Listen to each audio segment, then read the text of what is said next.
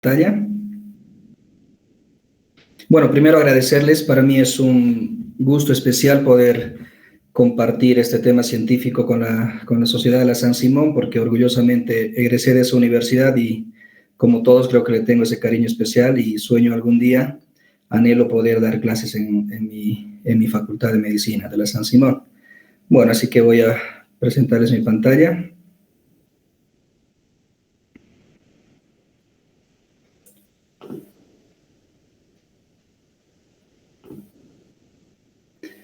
Me avisan si se ve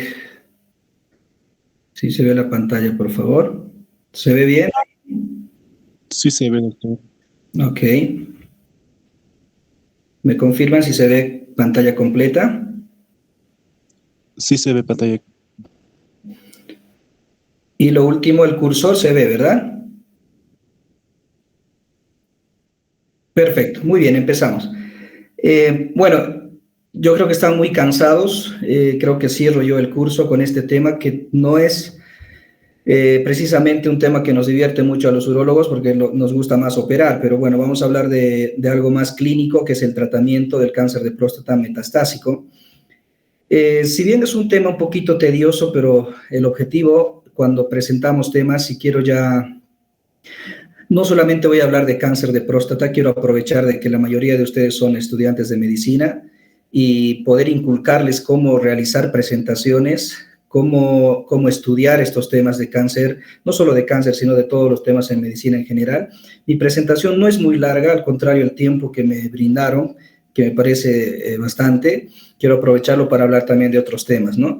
Entonces, lo que quiero es que no se aburran, tratar de que entiendan esto, porque cuando uno presenta estos temas tediosos, probablemente de aquí a una semana, en realidad mañana ya ni se van a acordar de la mitad de lo que han escuchado en las charlas, y eso es muy común, y eso pasa porque muchas veces las charlas se hacen muy largas o contienen mucha información, muchos números, muchas estadísticas, y quizás el objetivo no es que se queden con todo eso. Mi principal objetivo es que se queden con cosas muy puntuales que a ustedes les sirva, bueno, los que van a ser urólogos luego van a retomar los detalles, pero que se queden con cosas muy puntuales de este tema.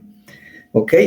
Así que vamos a tocar un poquito de estadística también. Quiero ayudarles, o los que ya saben muy bien, pero cómo interpretar algunas tablas que van a ver en artículos, de qué se trata ensayos clínicos, a qué se refieren y todo eso, mortalidad, supervivencia global y todo eso que lo van a escuchar. Muy bien, empezamos. Entonces, cuando hablamos de cáncer de próstata metastásico, y una característica, siempre cuando presenten, traten de hacer diapositivas donde máximo tengan 3 o 4 líneas las diapositivas de letras, la menor cantidad de letras, ¿no? Traten de utilizar siempre más imágenes, así la audiencia no se les va a dormir.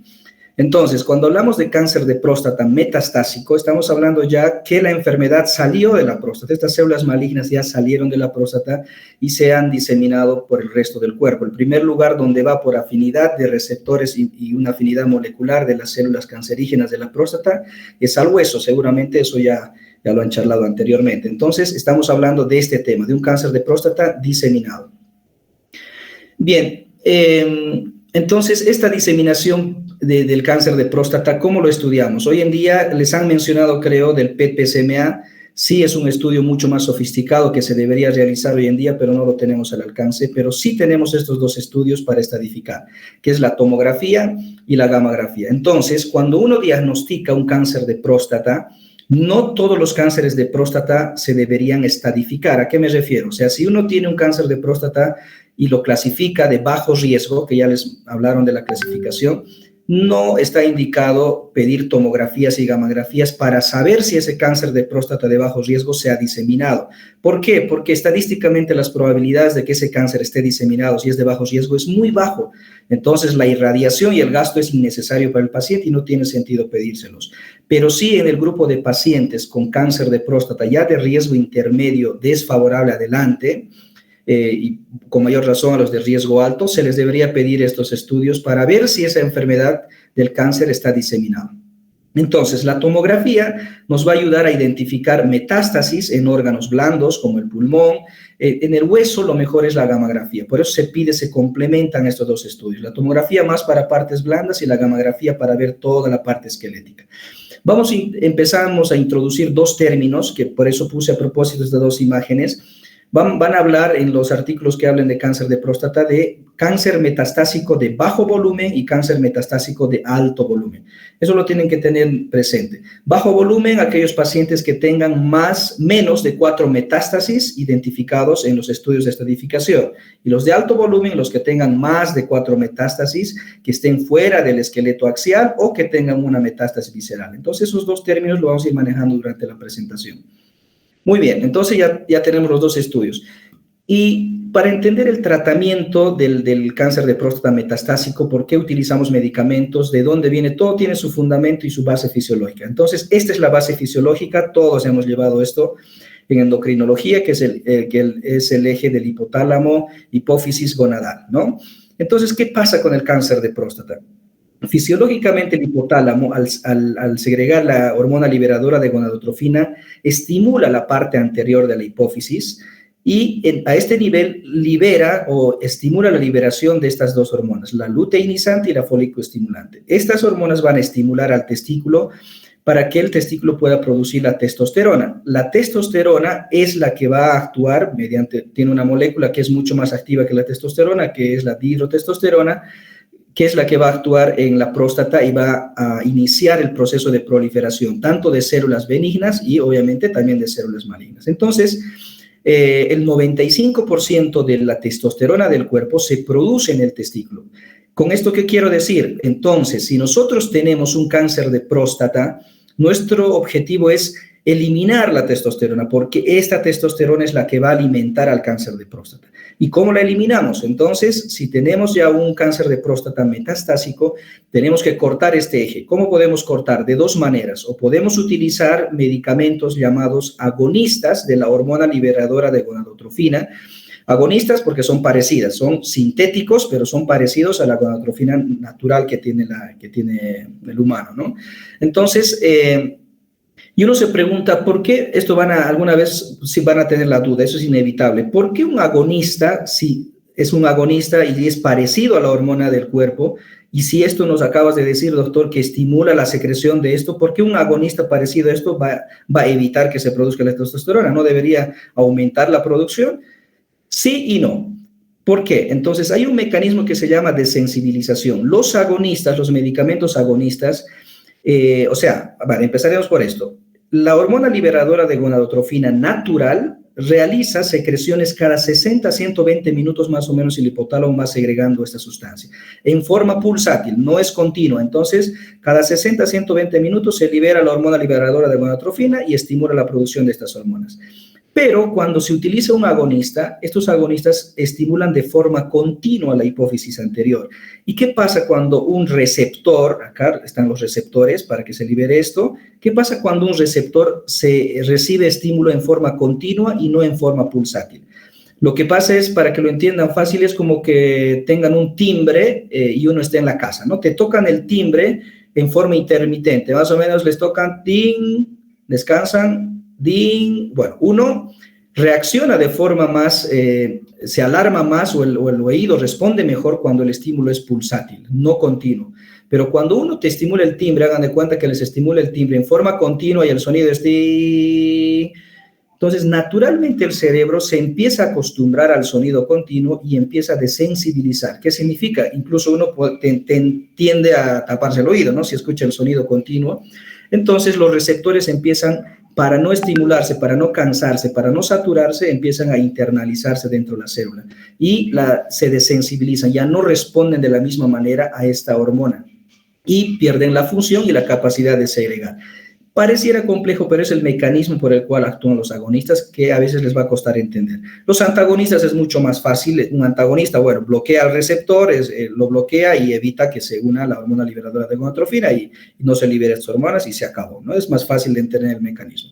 Entonces, a todo esto, ya sea usando agonistas o utilizando antagonistas, a todo este tipo de tratamiento se llama terapia de privación androgénica, que en abreviación lo vamos a ver en toda la presentación como ADT, ¿ok?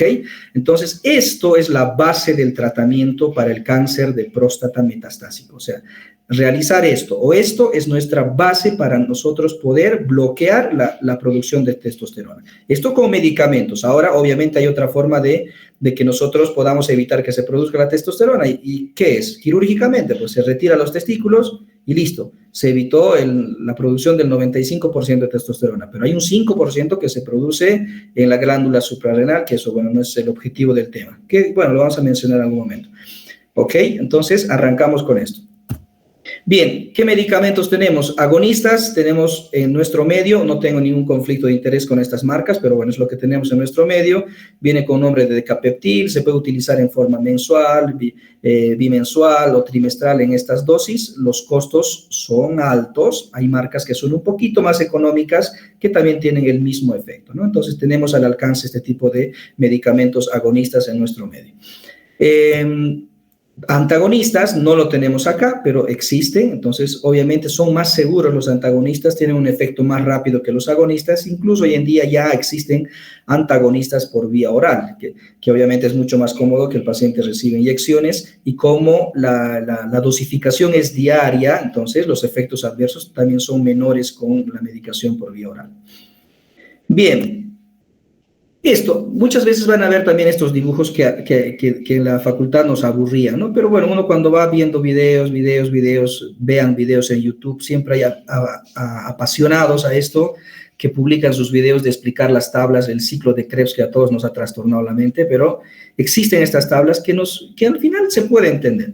Bien, entonces, aparte de la terapia de privación androgénica que ya vimos anteriormente, hoy en día existen medicamentos que son mucho más efectivos para el tratamiento del cáncer de próstata metastásico, ¿no?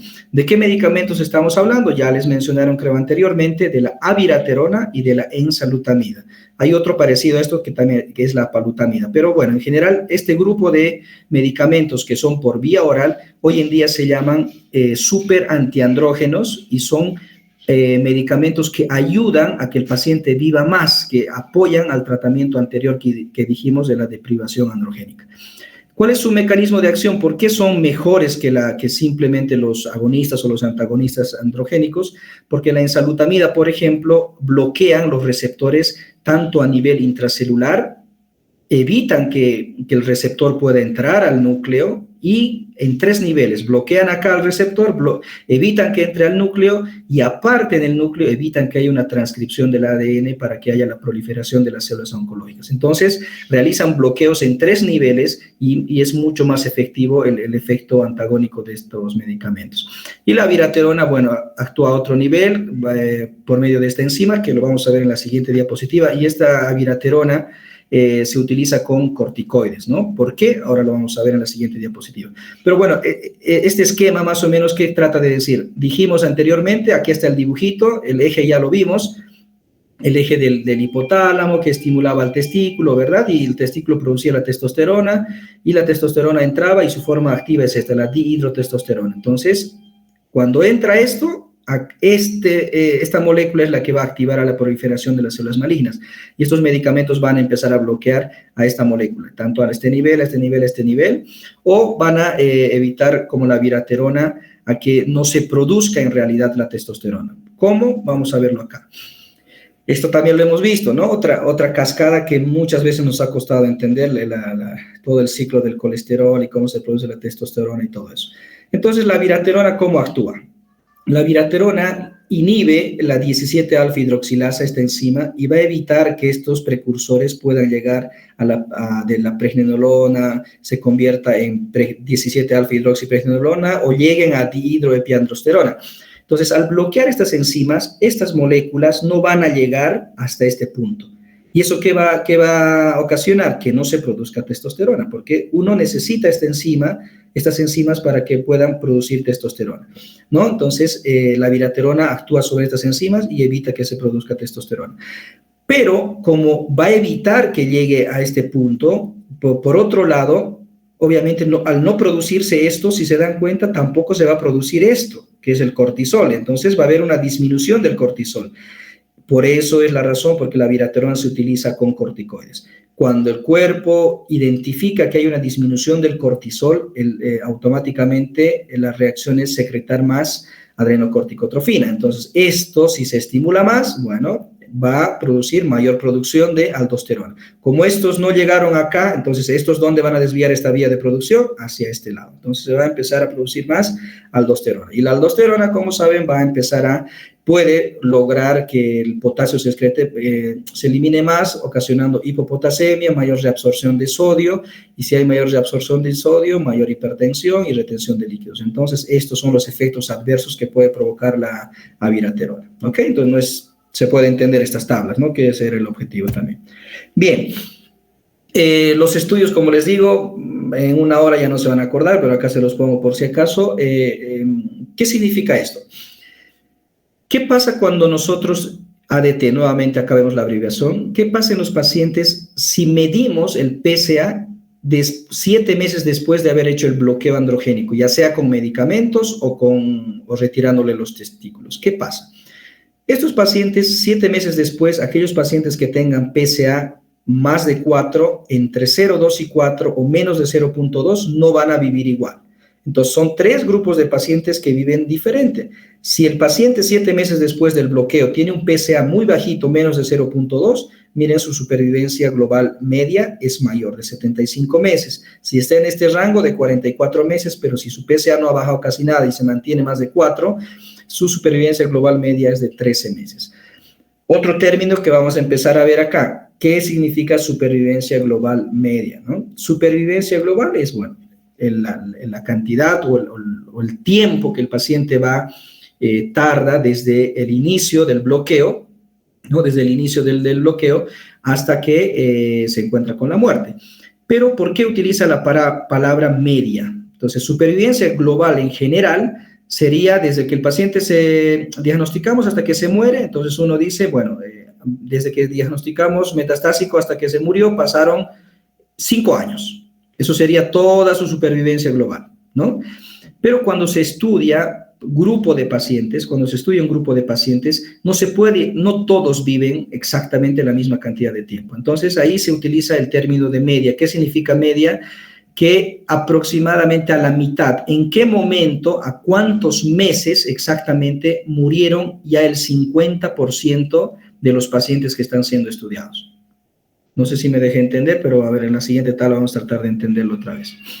Bien, entonces, ¿cuál es el objetivo con este bloqueo, ¿no? Con la orquiectomía, que es retirando los testículos, o los bloqueos hormonales con medicamentos, que es que nuestros pacientes con cáncer metastásico puedan vivir, en palabras sencillas, más tiempo y con mejor calidad de vida. Entonces, ese es el objetivo de utilizar todos estos medicamentos. ¿Qué otras alternativas tenemos aparte del bloqueo que ya dijimos, del bloqueo androgénico, de la abiraterona y todo eso? ¿La radioterapia juega un papel importante en el cáncer de próstata metastásico? Hoy en día sí. Hoy en día sí. Eso está demostrado por ya que en un ensayo clínico autorizado, que es el STAMPEDE, que nos dice que la radioterapia a un paciente que ya tiene enfermedad diseminada, como este paciente, por ejemplo, que tiene una metástasis acá en la columna, si tú le das radioterapia a la próstata, donde están las células malignas, logra reducir un 32% la probabilidad de muerte. O sea, hay un beneficio de un 32% en la supervivencia global del paciente. Pero esta radioterapia no es útil en todos los pacientes metastásicos. Como dice acá, es en pacientes M1, o sea, metastásicos de bajo volumen. Bajo volumen, ya les dije la definición, cuando tienen menos de 4 metástasis. Entonces uno se pregunta, ¿por qué si yo hago tratamiento a la próstata, al cáncer de próstata, solo acá a la próstata, y por qué tiene beneficio si la enfermedad ya está diseminada? Y la razón científica es esta, ¿no? Que es muy interesante. Un estudio muy difícil de entender, es un estudio genético que me costó bastante de mí igual cuando lo leí, pero en palabras sencillas, ¿qué significa? Que las células malignas de la próstata tienen un mecanismo de diseminación o capacitación al estilo darwiniano. ¿Qué significa? Cuando una célula maligna sale de la próstata, y realiza una metástasis, puede ir al hueso, al pulmón, a la suprarrenal, donde quieran, entonces estas células malignas van circulando en el cuerpo, ¿no? Van circulando. Y se ha demostrado que estas células malignas, cuando circulan por la metástasis y vuelven a la próstata, este nicho de la próstata les sirve como un punto de nido de capacitación. ¿Qué significa? Que si la célula maligna salió de acá, va a una metástasis, vuelve a la próstata, cuando vuelven a circular estas células, cada vez son más más capacitadas, más resistentes. Cada vez son más pluripotenciales y son capaces de resistir a los medicamentos. Entonces, aquí tiene sentido por qué utilizar radioterapia localizado a la próstata podría de alguna manera cortar esta cadena y evitar este efecto del nicho de las células malignas que sigan capacitándose acá en la próstata, ¿no? Esa es la razón por la cual la radioterapia tiene utilidad en el cáncer de próstata metastásico. Bien, otros medicamentos, los que ya mencionamos, la viraterona, enzalutamida, entonces lo van a ver con estos nombres, dobletes. ¿Qué significa dobletes? Dijimos que nuestra base del tratamiento es el bloqueo androgénico, ¿no? Los agonistas o antagonistas o la castración quirúrgica, que es retirar los testículos. Pero para mejorar la sobrevida, para que los pacientes vivan más, agregamos esos medicamentos que ya les hablé, que es la viraterona, la enzalutamida y la otra es la apalutamida. Entonces, por eso se le llama dobletes. Es un bloqueo androgénico más uno de estos super antiandrógenos. Vamos a ver qué beneficios tiene. Empezamos con el docetaxel. Esto es quimioterapia, ¿no? Hay dos estudios que hablan de la terapia del bloqueo androgénico combinado con docetaxel y hablan de sus beneficios. Vamos a hablar más del Charted, que es el que más se usa como referencia para el uso del docetaxel. Nuevamente, clasificamos a nuestros pacientes bajo volumen, alto volumen. ¿Qué es lo que se demostró con este estudio Charted? Que si uno da bloqueo androgénico junto con docetaxel a un grupo de pacientes, específicamente a los de alto volumen, entonces el beneficio es mayor. Acá estos términos vemos, ¿no? ¿De qué se trata esto? Es un ensayo clínico aleatorizado. Nuevamente, estos términos lo van a ver. El ensayo clínico aleatorizado es el estudio de más alto nivel para que uno pueda sacar conclusiones o dar recomendaciones en las guías internacionales. Porque se trata de tomar un grupo de pacientes de una cantidad determinada, puede ser más de esto, hay estudios de más de 1,000, 2,000, lo que quieran, pero la diferencia es que uno administra medicamentos en forma aleatorizada, o sea, al azar. ¿Qué significa? A un grupo de pacientes se les da solo bloqueo androgénico, solo esto, como ya vimos antes, como se hacía antes, y a otro grupo de pacientes en forma aleatoria se les combina bloqueo androgénico y se les agrega quimioterapia. Entonces, ahí se ve si realmente combinar tiene beneficio o no. Para que lo entiendan más fácil. Entonces, ¿qué pasa?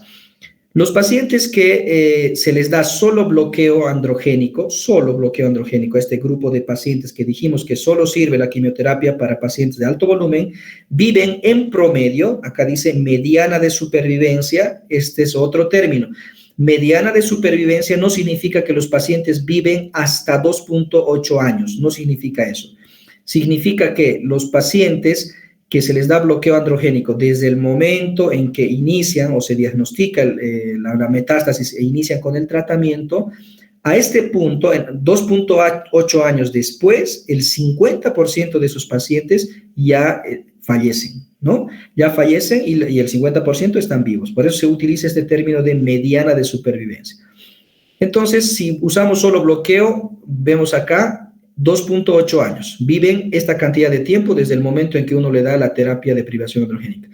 ¿Y qué pasa si uno le agrega docetaxel al bloqueo androgénico?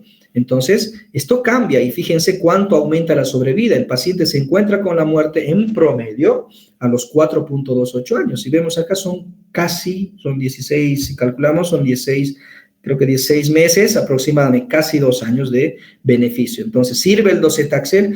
Claramente sirve y aumenta 1 mes, 2 meses, 3 meses, por más que sea 1 año, uno dirá que 1 año no es mucho que viva el paciente, pero bueno, para un familiar, que te viva 1 día más es muy importante, ¿no? Si es tu familiar, entonces 16 meses es bastante. Muy bien. El otro medicamento es la viraterona. Como ya vimos cuál es su mecanismo de acción, que se tiene que utilizar con corticoides, ¿no? Estos son los 2 estudios que hablan de esto.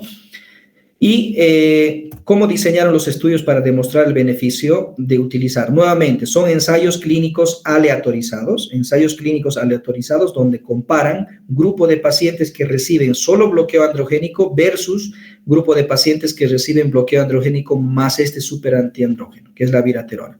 Sus grupos de pacientes, esto ya hablaron creo anteriormente, entonces este estudio incluye pacientes con metástasis de alto riesgo, que tengan Gleason alto, ya vieron en patología, creo que había una clase de esto, que son Gleason 8-10, que son de muy alto riesgo, que tengan más de 3 metástasis o que tengan metástasis visceral, y su seguimiento de 58.8 meses en promedio, no es total. Follow-up es el tiempo de seguimiento en promedio, ¿no? Entonces, ¿qué pasó? Este estudio incluye a este grupo de pacientes y el STAMPEDE a este grupo de pacientes. Si se dan cuenta, STAMPEDE incluye a pacientes con alto riesgo que algunos no tenían metástasis, ¿no? También a pacientes con, o sea, el grupo de pacientes de estudio del STAMPEDE es más heterogéneo. O sea, si se dan cuenta, este grupo de pacientes se ve más feo porque son puro metastásicos de alto riesgo y con metástasis visceral. Y este grupo de pacientes del STAMPEDE tienen mejor performance, son de alto riesgo sin metástasis, si bien incluye algunos pacientes con metástasis también. Y su tiempo de seguimiento es mayor. Entonces, ¿qué tratan de demostrar?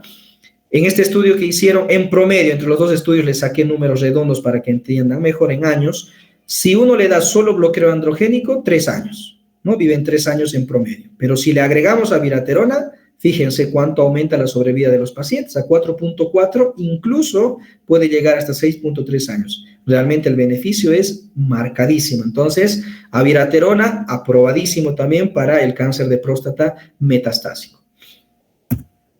Y por último, la apalutamida. Otra forma de ver los estudios es esto que van a encontrar. Doble ciego, ¿no? Doble ciego de 1.052 pacientes. ¿Qué significa doble ciego? Cuando un ensayo clínico aleatorizado es de doble ciego, obviamente el nivel de credibilidad aumenta.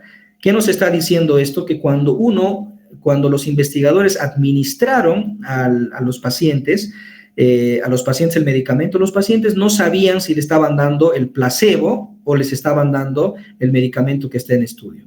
Y además el médico tampoco sabía, simplemente los medicamentos están codificados, pero los que sí saben a quién se le está dando qué medicamentos son los que van a tabular después un grupo externo de estadistas, ¿no? Por eso se llama doble ciego. Los pacientes no saben si están recibiendo placebo o el medicamento en estudio y el médico, el investigador tampoco, pero sí hay un comité externo que va a evaluar y codifica los medicamentos.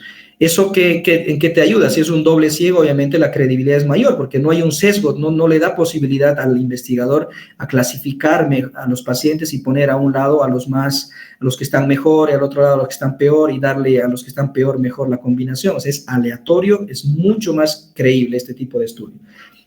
Bien, entonces el estudio Titán que combina esto es de ese tipo de estudio. Doble ciego, aquí tienen la cantidad de pacientes y su objetivo de este estudio fue ver cuál fue la supervivencia global y la supervivencia libre de progresión radiográfica. ¿Cuál es la diferencia? Esto ya les dije, esto es la cantidad de tiempo que van a vivir los pacientes en promedio desde que reciben la medicación hasta que fallecen en promedio.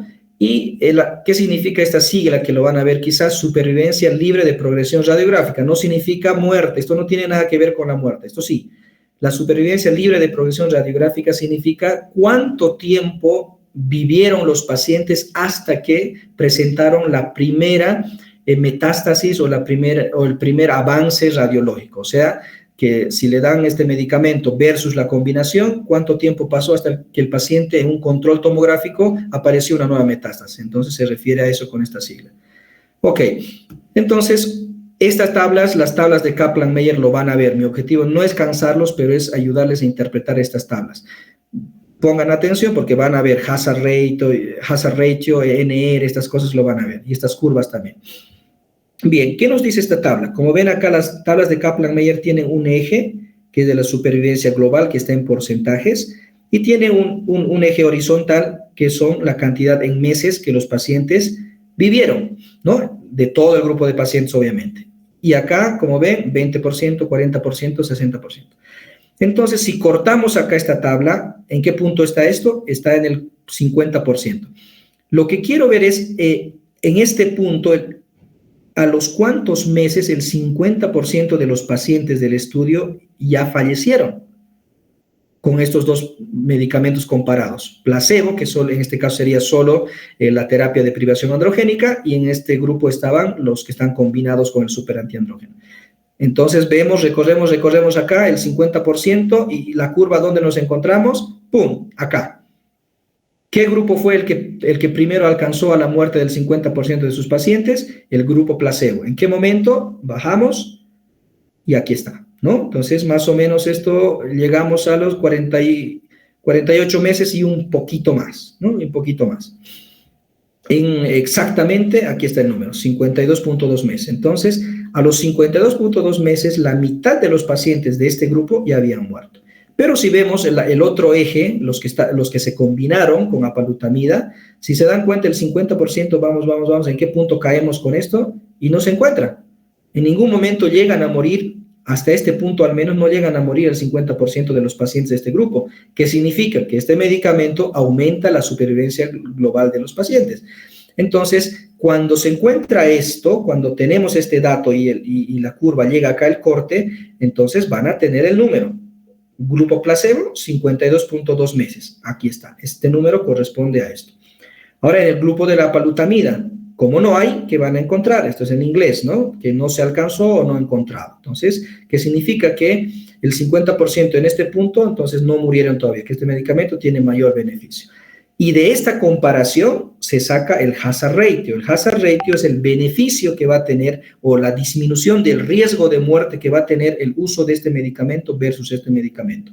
Si comparamos los números, el algoritmo que hacen estadísticamente te saca, en este caso sale 0.65. ¿Cómo van a con un índice de confiabilidad del 95%? ¿Qué significa esto? Cuando ustedes tienen un hazard ratio menos de 1, como en este caso 0.65, tienen que sumar cuánto les falta para llegar a 1, de 0.65 para llegar a 1, ¿cuánto me falta? 35, 0.35. Entonces, ese 35 es el beneficio real que tiene este medicamento. Y aquí está. De acá sale esto. Entonces, ¿cómo concluimos? Que la combinación del bloqueo androgénico más la apalutamida reduce el riesgo de muerte en un 35%, si se le da tratamiento versus estos pacientes, ¿no? ¿Sirve este medicamento? Por supuesto que sí. Bien, entonces esto ya saben cómo interpretar hazard ratio, ya saben entender estas tablitas, a qué se refiere con esto, y seguimos. Y el otro objetivo, si se dan cuenta, era esto, ¿no? Queríamos saber cuál era la supervivencia libre de progresión radiográfica. La supervivencia global ya lo vimos, ahora esto, ya practicamos. Entonces, ahora hagan ustedes el ejercicio. Si yo les digo que la supervivencia libre de progresión radiográfica tuvo en este estudio un hazard ratio de 0.48, ¿esto qué significa? ¿Cuánto es el beneficio de este medicamento? Alguno puede decir, es fácil, encuentren cuánto le falta para llegar a 1, a esto, ¿verdad? 52%. Entonces, se puede interpretar también de esta manera. Entonces, ¿cómo interpretamos? Reducción del 52% en el riesgo de progresión radiográfica. Entonces, cuando vean esto, lo interpretan así. Bien, este es el último, la ensalutamida, ¿no? Que ya lo hablamos. Bueno, lo mismo, son ensayos clínicos, pueden ser abiertos. Este, por ejemplo, es abierto, no son ciegos, y este otro estudio es de doble ciego. Entonces, cada uno va describiendo sus características. Lo mismo, uno evalúa la supervivencia global, el otro evalúa la supervivencia libre de progresión radiográfica. Ya lo vimos, entonces no vamos a redundar en eso. Esto ya no les puse acá, para que ustedes ya simplemente hagan el ejercicio. Entonces, ¿qué concluiríamos acá? Lo mismo, en supervivencia libre de progresión radiográfica, el grupo placebo más solo el bloqueo y los que están combinados. Si se dan cuenta, ¿en qué momento mueren el 50% con el grupo placebo? ¡Pum! Acá. ¿Cuánto? 19. Aquí está el 19. A los 19 meses de este grupo de pacientes, el 50% ya estaban muertos. En cambio, con esto no se alcanzó. Nuestro hazard ratio, ¿cuánto nos sale comparando esto? 0.39. ¿Cuánto falta para 1? 61. Entonces, el beneficio sería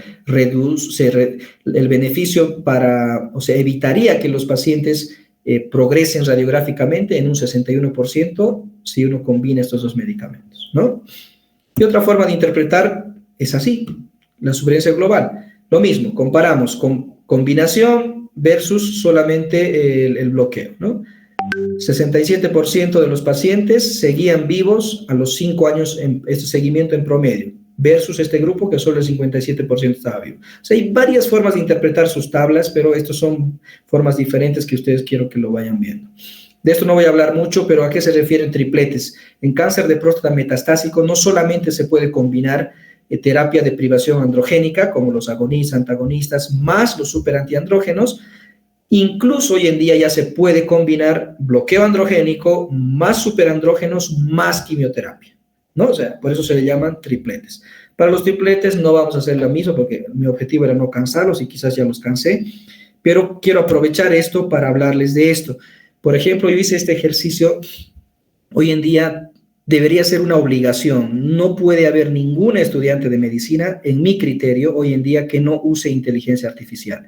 Y traten de invertir en una aplicación que sea pago, ¿no? Porque les da una mayor información, es mucho más confiable. Entonces, hoy en día, todos los datos que ustedes tengan, antes uno necesitaba leer 1, 2, 10 artículos y tardabas horas en poder sacar tus conclusiones, en interpretar sus tablas, todo eso, y comparar los artículos, peor todavía. Pero hoy en día tú puedes ingresar todos estos artículos a una plataforma de inteligencia artificial, que hay cientos. Tengo una charla específicamente de inteligencia artificial en medicina, en urología, que cuando quieran lo podemos hablar. Y uno puede ingresar todos estos artículos y la inteligencia artificial se encarga de hacerte los resúmenes, te puede hacer comparación de artículo a artículo. Tú le puedes decir, revísame, no sé, estos 20 artículos y compárame los resultados de todos estos, su metodología, estas tablas, quiero que me lo expliques de forma sencilla, y se los hace. Entonces, para estudiar medicina hoy en día no puede faltar esto de la inteligencia artificial. ¿Los libros siguen sirviendo? Por supuesto que sí, como base sí, sirve, pero cada vez yo pienso que los libros van a empezar a quedar en segundo plano. ¿Por qué? Porque tal vez una desventaja de los libros es que con el tiempo se van desactualizando, ¿verdad? Entonces, lo que el libro está actualizado en el 2020, tal vez en el 2022 va a tener muchas cosas novedosas que no van a estar escritos, pero la IA siempre está actualizada y saca datos de plataformas, puede estar basado en universidades muy serias, y te da información de punta, de guías, de todo lo que tú quieras. Entonces, para los tripletes simplemente uno puede hacer esto, ¿no? Yo tengo el ChatGPT, el pago, y obviamente yo sé de qué trataba estos estudios de los tripletes, qué estudios hablaban, y le puse esto, ¿no? Hazme una comparación entre los estudios ARASENS y PIS-1, que son los que yo sé que hablan de los tripletes en cáncer de próstata metastásico. Yo no quiero leer los 2 artículos, ni quiero analizarlos, tú hazme la tabla comparativa para entender esto. Le puse eso y listo, y te hace esto. Obviamente esto no lo pongan para una presentación, pero solo les pongo como ejemplo. Esto es para que lo estudien. Entonces te lo hace la tablita, te compara. Este estudio, cuál es el diseño, cuál es su población, cuál es la intervención, tamaño de la muestra, todas las cosas que habla este artículo, te lo va comparando con esto. Y listo, y tienes toda la información. Bueno, muchachos, gracias, espero no haberlos aburrido y ojalá tengan preguntas para poder compartir. No solo del tema de cáncer de próstata, podemos hablar de otro tema si quieren, si no están cansados. Gracias. Doctor, buenas noches. ¿Puedo hacer una pregunta, un favor? Claro que sí. Bueno, gracias por la brillante exposición que tuvo. Ya estoy interesado en este tema de las plantas medicinales. No sé si tal vez usted tiene así alguna recomendación o experiencia que puedan ayudar a las plantas medicinales que dicen que son anticancerígenos, ¿no? El non y así. ¿Eso podría ayudar a un paciente o no sirve de nada, digamos, las plantas medicinales? Esto sí lo van a escuchar en la consulta, no solo en urología, ¿no? A nivel de medicina general, pero yo siempre les digo lo mismo a los pacientes. Si bien muchos medicamentos, hay que estar de acuerdo en eso, los medicamentos también provienen de plantas naturales. Pero la diferencia es que si uno no puede recomendar como médico que utilice ciertas plantas como tratamiento del cáncer de próstata, ni como prevención, ni como nada. Porque las plantas medicinales, que son muy peligrosas porque pueden crear mucho daño renal, porque no están dosificados, no están estudiados en dosificaciones exactas como para que tengan el efecto terapéutico específico. Entonces, ni siquiera estamos seguros si esas plantas sirven exactamente para eso o si van a dañar colateralmente a otros órganos. Entonces, en conclusión, yo sí acepto, les digo a los pacientes, mire señor, yo acepto que los medicamentos, estos superantiandrógenos, no caen del cielo, sí, el origen de muchos antibióticos, de todo esto, viene de plantas naturales, pero yo no le puedo recomendar esto como tratamiento. Entonces, siempre tienen que mantener esa base como médicos y decir, yo como médico científicamente tengo que respaldar que lo que sirve y lo que está dosificado y demostrado son estos medicamentos. Pero plantas naturales no se metan en ese estudio, en ese campo. No los recomiendo ni les menciono, sí, porque me dicen que hierba de no sé qué, les digo, ni lo conozco. Prefiero evitar el tema.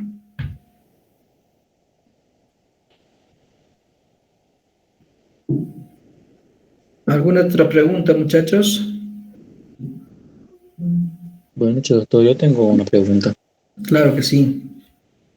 ¿La IA puede diferenciar entre una lesión metastásica y una lesión benigna con mayor precisión que un radiólogo? Fabricio, ¿no? Sí, doctor. Buenísima tu pregunta, buenísima. Mira, hoy en día en urología ya te hablo de urología, seguramente otros campos igual, están desarrollando sistemas, algoritmos de inteligencia artificial que tú puedes subir, por ejemplo, anteriormente les hablaron de la resonancia multiparamétrica, PET-PSMA, todo eso. Hoy en día tú puedes subir a una plataforma de IA una resonancia magnética de próstata, por ejemplo.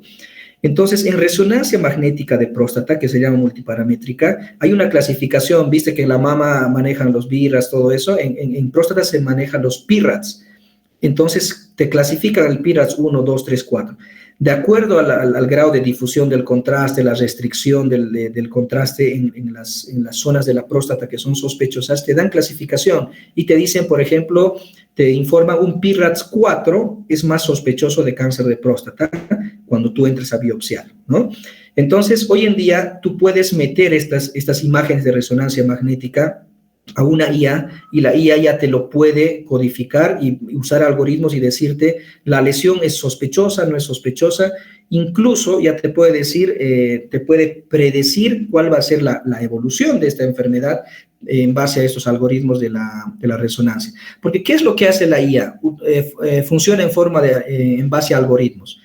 A la IA, para que lea resonancias magnéticas, le han metido 50.000 millones de resonancias magnéticas PIRATS 4, para que él sepa realmente cuando le suban una imagen cuál es sospechosa de cáncer. Entonces, su capacidad es alta y hoy en día existen aplicaciones exclusivamente para poder interpretar y decir, esto es benigno, esto es altamente sospechoso de malignidad. Y listo. Y así, ¿qué es lo que pasa? La IA puede lograr evitar, porque no es lo mismo que te interprete una resonancia un imagenólogo que tiene 2 años de experiencia que uno que tenga 10 años de experiencia viendo resonancias magnéticas. Los patólogos lo mismo, hay patólogos que te pueden informar una cosa y la discrepancia entre patólogos es altísimo en cáncer de próstata. Entonces, todos estos temas se están pretendiendo afinar con la IA, porque la IA no es humano. Él usa algoritmos y es mucho más directo y utiliza toda la memoria que le has cargado para poder identificar esto. No sé si me dejé entender. Sí, doctor, perfecto, muchas gracias.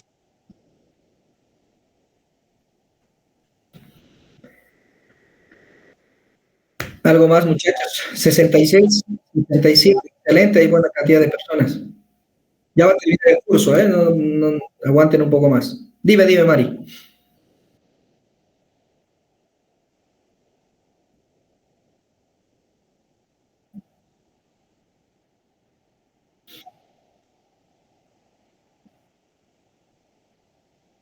Dame un segundito, a ver, me voy a meter acá chat. ¿Está con chatear con todos? ¿Dónde está esa pregunta? Acá está, ya lo veo. Dame un segundito que lo voy a leer, así lo entiendo mejor. Dice, ¿cómo la cantidad de PSA se puede adaptar al seguimiento del tratamiento y cómo determina si debe ser un tratamiento médico o quirúrgico? A ver, no sé si estoy tratando de entender, pero si ya estamos hablando de un paciente que tú has diagnosticado metastásico, o sea, ya seguiste toda la línea, PSA elevado, paciente ya le hiciste biopsia, sabes que es un cáncer de próstata, de alto riesgo, ponele, le hiciste una tomografía, gamografía, te sale metastásico. Listo. Estás en ese punto y tú decides darle bloqueo androgénico o le puedes hacer castración quirúrgica.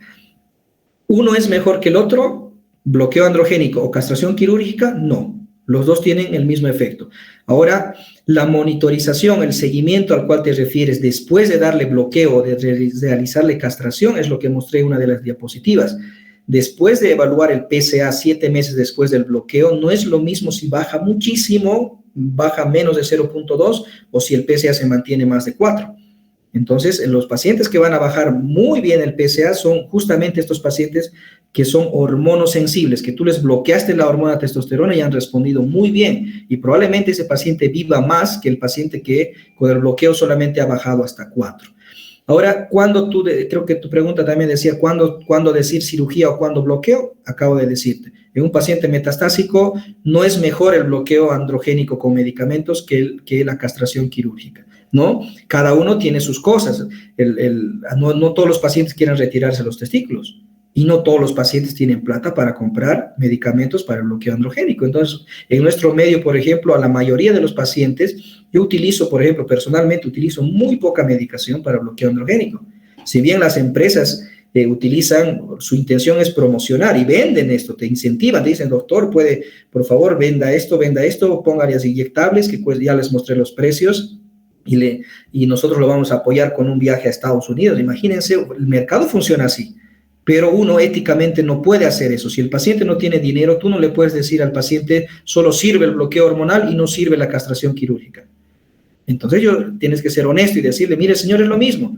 Esto es más barato, más rápido la castración quirúrgica, pero si no quieres retirarse los testículos, tiene la opción con los medicamentos para bloquear. Ahora, entre los medicamentos agonistas y antagonistas, ya les expliqué, el antagonista obviamente tiene un efecto más rápido, es lo mismo que hacer una castración quirúrgica.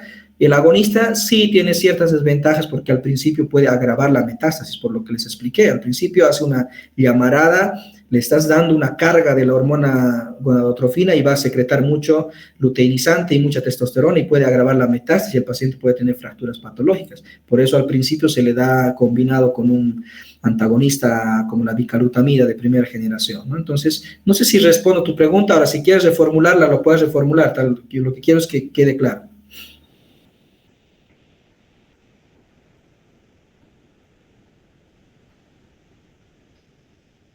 Vamos. Excelente, Belén, excelente. Me alegra que te haya quedado claro. Vamos, muchachos, pregunten.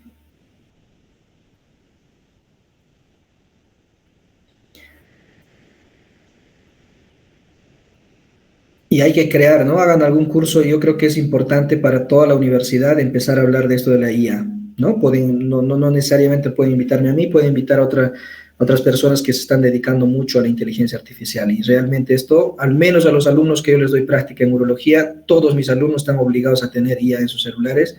Nadie puede estudiar sin eso.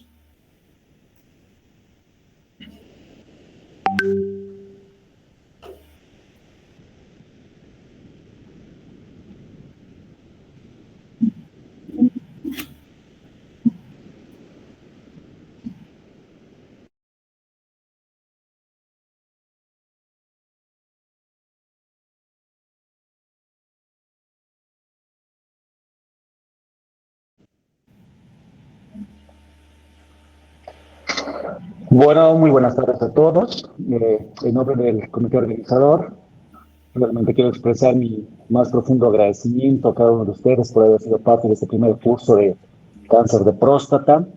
Durante estos días pues, hemos compartido conocimiento, experiencias y sobre todo hemos tenido las pláticas y charlas de los médicos probablemente más reconocidos y los mejores elementos que tenemos en nuestra sociedad de urología.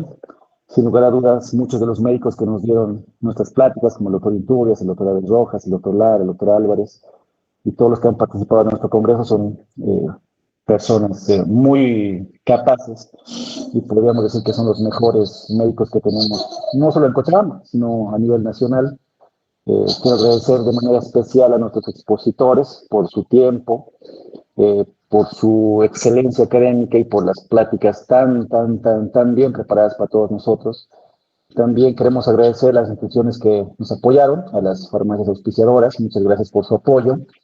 Realmente este curso llega a su fin, pero creo que es el inicio para poder seguir cultivando y poder seguir creciendo. Realmente tenemos médicos muy capaces y vemos que hay una participación muy grande en este curso de muchos estudiantes. Creo que puede ser mucho mejor Y la idea es esa, ¿no? De todos los que participamos de este curso, tratar de que sea lo más enriquecedor para todos.